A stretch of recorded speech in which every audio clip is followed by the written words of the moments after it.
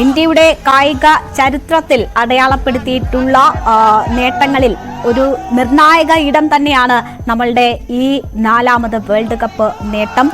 അവിടെ അതിൻ്റെ ഒരു ആഘോഷത്തിൻ്റെ ഏറ്റവും നല്ല നിമിഷങ്ങളിലൂടെയാണ് രാജ്യം ഇപ്പോൾ കടന്നുപോയിക്കൊണ്ടിരിക്കുന്നത്. ഇനി വരുന്ന മുഹൂർത്തങ്ങളും അതുപോലെ തന്നെ വളരെ നിർണായകമായിട്ടുള്ളതാണ്. വലിയ ഒരു നേട്ടത്തിന് ശേഷം ടീം അംഗങ്ങൾ രാജ്യത്തേക്ക് എത്തുകയാണ്. അവർക്ക്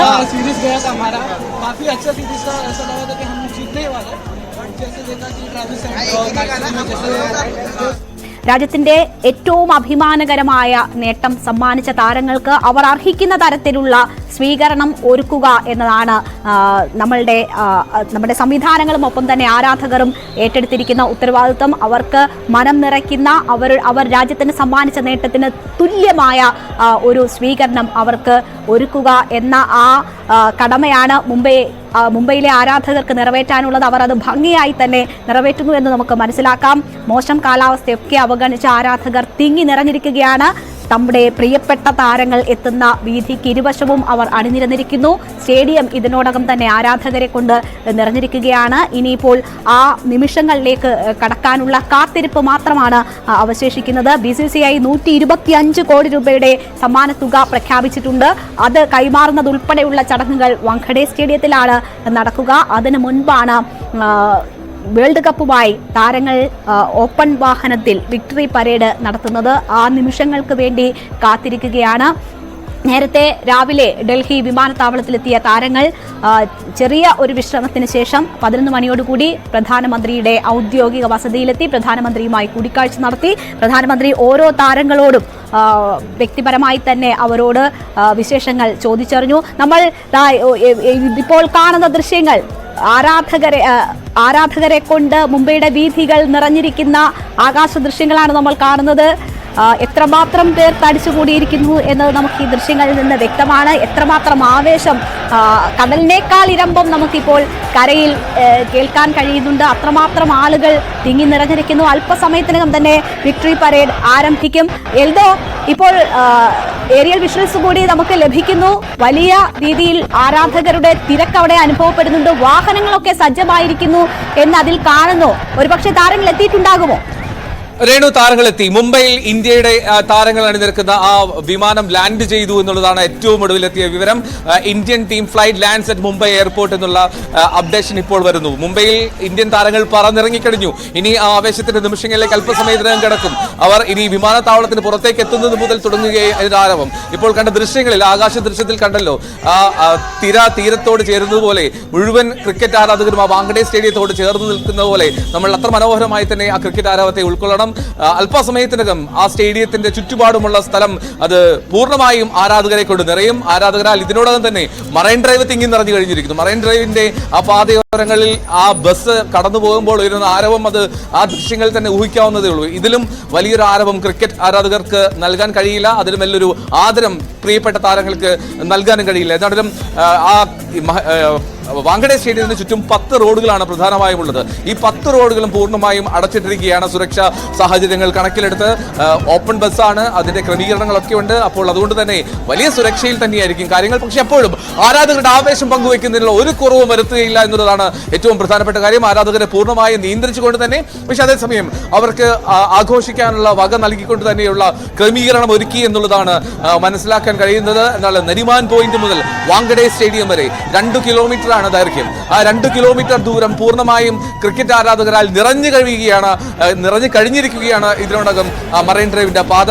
ആ പാതയോരത്തോടുകൂടി ആ നീല നിറത്തിലുള്ള ഓരോ താരങ്ങളെയും ആലേഖനം ചെയ്തിട്ടുള്ള, അവരുടെ വിജയ നിമിഷങ്ങൾ പങ്കുവച്ചിട്ടുള്ള ആ ചിത്രം വഹിച്ചിട്ടുള്ള ബസ് കടന്നെത്തുമ്പോൾ സ്വാഭാവികമായും അത് ക്രിക്കറ്റിന്റെ മനോഹരമായിട്ടുള്ള ഒരു ദിവസമായി മാറ്റുകയാണ്. ഇന്ന് ജൂലൈ 4 എന്നുള്ളത് അടയാളപ്പെടുത്തുന്നത് ഇന്ത്യയുടെ ലോകകപ്പിന്റെ ആഘോഷത്തിന്റെ ഏറ്റവും പരമോന്നതമായിട്ടുള്ള കൊട്ടിക്ക കലാശം എന്നുള്ളതായിരിക്കും. എന്താണെങ്കിലും മനോഹരമായിട്ടുള്ള ആ സമയത്തിലേക്കുള്ള കാൽച്ചുവട് വെക്കുകയാണ് ഇന്ത്യൻ ക്രിക്കറ്റ് ആരാധകർ. മുംബൈയിലേക്ക് പ്രിയപ്പെട്ട താരങ്ങൾ പറന്നിറങ്ങിക്കഴിഞ്ഞു. ക്രിക്കറ്റ് ആരാധകരെ ത്രസിപ്പിക്കാനായി അവർ ലോക കിരീടവുമായി എത്തുകയാണ്. ലോക ട്രോഫിയുമായിട്ടാണ് രോഹിത് ശർമ്മയും സംഘവും വരുന്നത്. നമ്മൾ രാവിലെയുള്ള ദൃശ്യങ്ങളൊക്കെ കണ്ടു, ഫ്ലൈറ്റിലുള്ള ദൃശ്യങ്ങളിലൊക്കെ.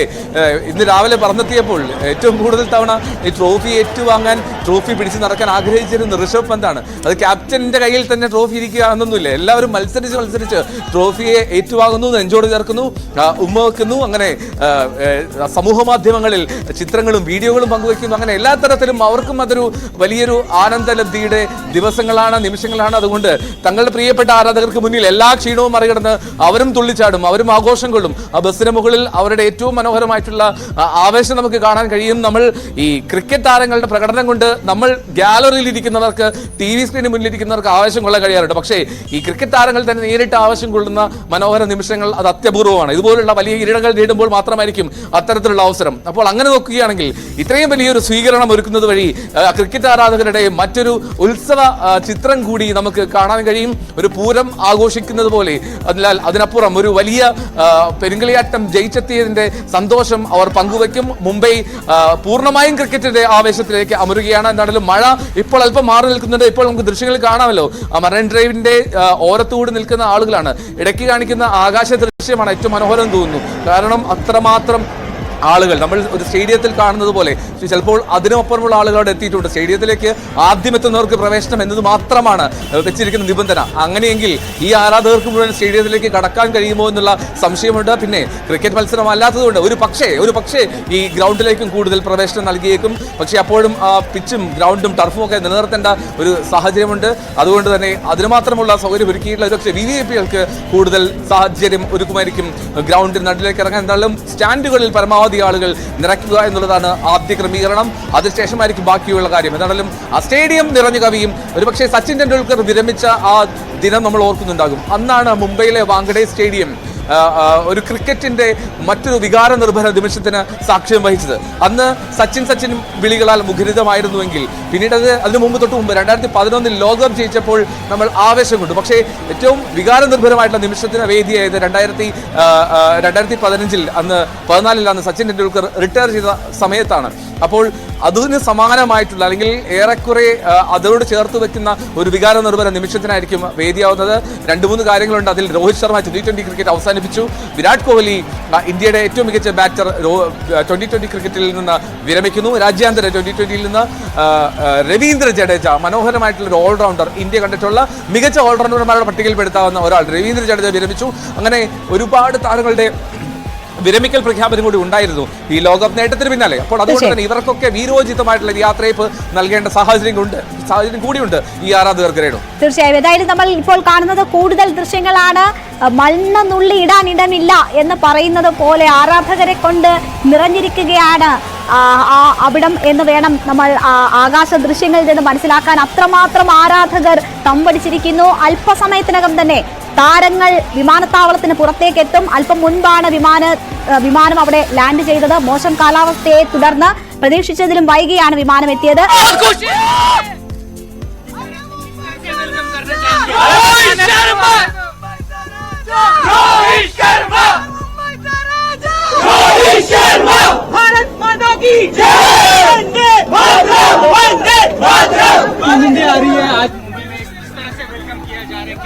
आपको दिख रहा है हम लोग कैसे वेलकम करें. हम लोग नारे लगाएंगे. हम लोग यहाँ पे कितनी भी बारिश हो, कुछ भी, हम यहीं पे खड़े रहेंगे.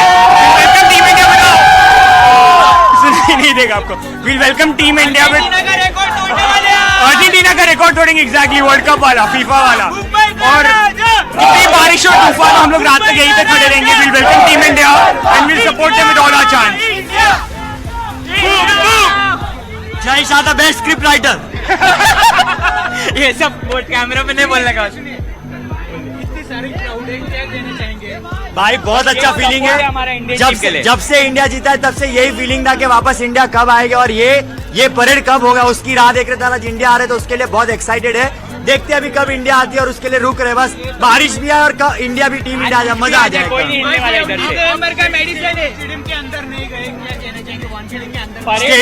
स्टेडियम के अंदर फीलिंग कम रहेगा, यहाँ पर फीलिंग ज्यादा है. तब तो मैं छोटा बच्चा था, मगर याद तो आ रही है। वो 2011 में रोड पे निकले थे, वो भी एक बार याद आ रहा है। 2011 वर्ल्ड कप में खिलाड़ी थे। ये बोल सकते हैं 19 नवंबर का ये मेडिसिन है।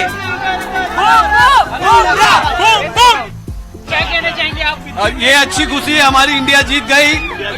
हिंदुस्तान इंडिया, ये इंडिया का जोश है। ये देखो, ये इंडिया का क्राउड है। कप रोहित शर्मा का ही था, उसको मिलना चाहिए था।